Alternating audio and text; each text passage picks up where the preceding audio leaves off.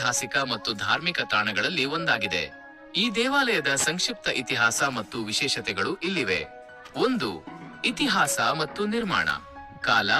ಈ ದೇವಾಲಯವನ್ನು ಸುಮಾರು 11ನೇ ಶತಮಾನದಲ್ಲಿ ನಿರ್ಮಿಸಲಾಗಿದೆ ಎಂದು ನಂಬಲಾಗಿದೆ. ವಾಸ್ತುಶಿಲ್ಪ. ಇದು ಕಲ್ಯಾಣ ಚಾಲುಕ್ಯರ ಶೈಲಿಯಲ್ಲಿದೆ. ಈ ದೇವಾಲಯವನ್ನು ಕೆತ್ತಲು ಸುಂದರವಾದ ಬಳಪದ ಕಲ್ಲನ್ನು ಸೋಪ್ ಸ್ಟೋನ್ ಬಳಸಲಾಗಿದೆ. ಶಿಲ್ಪಕಲೆ.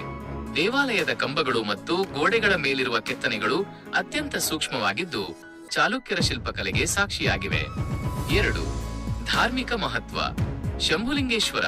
ಇಲ್ಲಿನ ಪ್ರಧಾನ ದೈವ ಶಿವನು ಶಂಭುಲಿಂಗೇಶ್ವರ ಎಂಬ ಹೆಸರಿನಿಂದ ಪೂಜಿಸಲ್ಪಡುತ್ತಾನೆ. ಪಾರ್ವತಿ ದೇವಿ. ಗರ್ಭಗುಡಿಯಲ್ಲಿ ಶಿವನ ಜೊತೆಗೆ ಪಾರ್ವತಿ ದೇವಿಯ ವಿಗ್ರಹವೂ ಇದೆ. ಇದು ಇಲ್ಲಿನ ಒಂದು ವಿಶೇಷತೆ. ಲಿಂಗದ ಮಹಿಮೆ. ಇಲ್ಲಿನ ಶಿವಲಿಂಗವು ಅತ್ಯಂತ ಪುರಾತನವಾಗಿದ್ದು ಭಕ್ತರ ಕೋರಿಕೆಗಳನ್ನು ಈಡೇರಿಸುವ ಶಕ್ತಿಯನ್ನು ಹೊಂದಿದೆ ಎಂಬ ನಂಬಿಕೆ ಇದೆ. 3. ಸಂಗೀತ ಕ್ಷೇತ್ರಕ್ಕೂ ಕುಂದಗೋಳಕ್ಕೂ ಇರುವ ಸಂಬಂಧ. ಕುಂದಗೋಳವು ಕೇವಲ ದೇವಾಲಯಕ್ಕೆ ಮಾತ್ರವಲ್ಲದೆ ಹಿಂದೂಸ್ತಾನಿ ಸಂಗೀತಕ್ಕೂ ಪ್ರಸಿದ್ಧವಾಗಿದೆ. ಸಂಗೀತ ದಿಗ್ಗಜರಾದ ಸವಾಯಿ ಗಂಧರ್ವರು ಇಲ್ಲೇ ನೆಲೆಸಿದ್ದರು. ಭಾರತ ರತ್ನ ಪಂಡಿತ್ ಭೀಮಸೇನ್ ಜೋಶಿ ಅವರು ತಮ್ಮ ಸಂಗೀತ ಶಿಕ್ಷಣವನ್ನು ಪಡೆದಿದ್ದು ಇದೇ ಮಣ್ಣಿನಲ್ಲಿ. ಆದ್ದರಿಂದ ಈ ಕ್ಷೇತ್ರಕ್ಕೆ ಸಾಂಸ್ಕೃತಿಕವಾಗಿಯೂ ಹೆಚ್ಚಿನ ಗೌರವವಿದೆ. 4. ಇತರ ವಿಶೇಷತೆಗಳು. ಜಾತ್ರೆ.